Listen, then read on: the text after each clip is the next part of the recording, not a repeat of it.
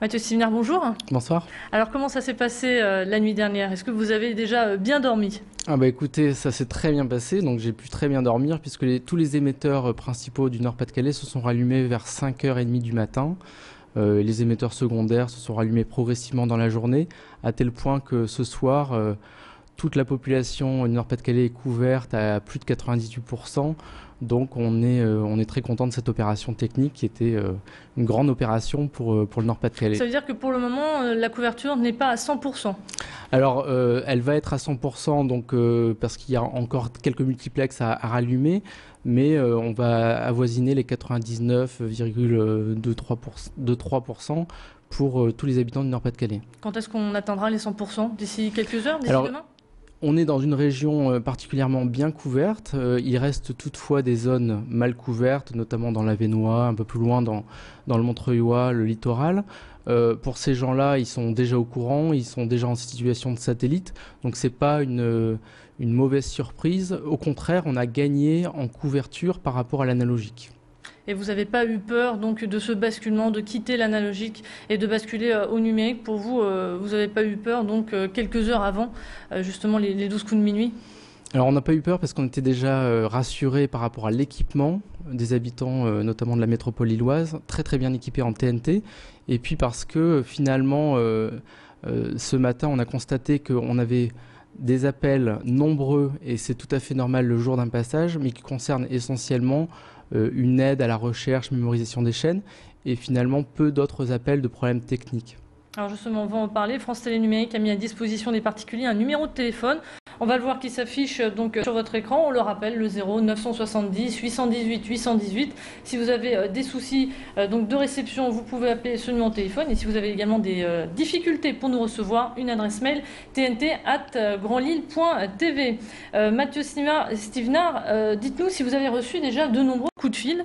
Et je suppose qu'aujourd'hui, le centre d'appel a dû être inondé. Alors on a eu effectivement 9321 appels aujourd'hui. Et c'est normal, je dirais que c'est nombreux, mais ça concerne, je vous disais, le réglage des chaînes. Donc les gens qui ne savent pas forcément comment faire l'opération pour retrouver les chaînes. Je vous rappelle qu'il faut aller quand même dans le menu de sa télécommande, écraser parfois les anciens programmes pour retrouver les nouveaux. Après, il y a eu des gens qui ont eu des demandes d'assistance technique, puisque les facteurs peuvent encore intervenir jusqu'au 16 février auprès des personnes âgées, gratuitement. Donc on a eu des appels pour demander cette assistance gratuite. Et puis il y a toujours les retardataires qui ont attendu le dernier moment pour attendre ce moment et qui sont toujours pas équipés, donc ils nous ont appelés à ce moment-là. Alors justement, pour les problèmes techniques, est-ce que c'est pas un peu difficile justement d'aider les personnes alors qu'on est au bout du fil? Alors c'est très délicat parce qu'effectivement chaque personne a des téléviseurs différents.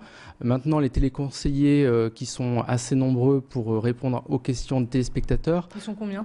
Ils sont 400 et quelques téléconseillers pour justement connaître la marque des téléviseurs et répondre au cas par cas pour certains téléspectateurs.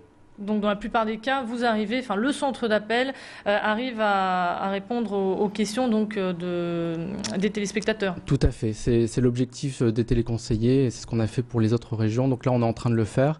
On est très vigilant pour cette semaine en particulier. Alors pour tous ceux qui ont dépointé de Lambersart, France Télé Numérique rembourse les frais d'antenne. C'est exact ? Alors, c'est pas tout à fait comme ça que ça fonctionne. En fait, si vous êtes concerné par l'arrêt de l'émetteur de Lambersart, donc concrètement, si aujourd'hui vous ne recevez plus de chaîne, vous pouvez bénéficier d'une intervention gratuite d'un antenniste, mais il faut absolument passer par le numéro de Tous au numérique. C'est-à-dire que c'est en appelant notre centre d'appel qu'on peut faire intervenir à domicile un antenniste. Mais on ne peut pas contacter directement cet antenniste pour bénéficier, il n'y a pas de remboursement rétroactif. Donc la procédure, si les gens sont concernés par l'arrêt de l'émetteur de Lambersart, ils doivent nous contacter sur le 0970 818 818. Ça veut dire que toutes les personnes qui ont fait cette manipulation, qui se sont dépointées donc, de l'émetteur de Lambersart à leurs frais, ils ne pourront pas être remboursés s'ils ne sont pas passés par vous. Tout à fait, il n'y a pas de remboursement rétroactif, on peut le regretter, simplement ça a été une procédure exceptionnelle au fonds d'aide particulier de Tous au numérique. Je vous rappelle qu'on l'a mis en place dès le mois de décembre parce que le CSA avait décidé fin novembre d'arrêter l'émetteur de Lambersart. Donc dans des conditions très rapides, on a dû mettre en place ce fonds. Maintenant, ça s'appuie sur des règles juridiques, financières, qui fait que le remboursement rétroactif n'est pas possible. Donc il n'y aura pas de remboursement rétroactif pour les téléspectateurs qui ont été à leurs frais. Justement, on peut peut-être expliquer à nos téléspectateurs pourquoi l'émetteur de Lambersart s'est éteint. Alors la décision du CSA d'arrêter cet émetteur était justifiée par le fait qu'on était, au niveau de la métropole lilloise, couvert par des autres émetteurs, notamment celui de l'île Bouvigny, qui est un émetteur principal. Et il faut rappeler aux gens qu'il y a beaucoup de situations où vous avez 2 antennes sur le toit, et ces 2 antennes sur le toit, en gardant l'émetteur de Lambersart, pouvaient générer des brouillages potentiels au moment du rallumage des émetteurs. Donc il a été sage d'arrêter celui de Lambersart. C'était pas utile d'avoir une double couverture. Une double couverture pouvait générer presque une rétraction de couverture, donc c'était une bonne solution technique. Très rapidement, une dernière question, on ne sait pas ce que va devenir finalement cet émetteur de Lambersart, même s'il est éteint? Alors il appartient toujours à l'opérateur de diffusion TDF, et c'est à TDF de répondre donc sur l'avenir de cet émetteur.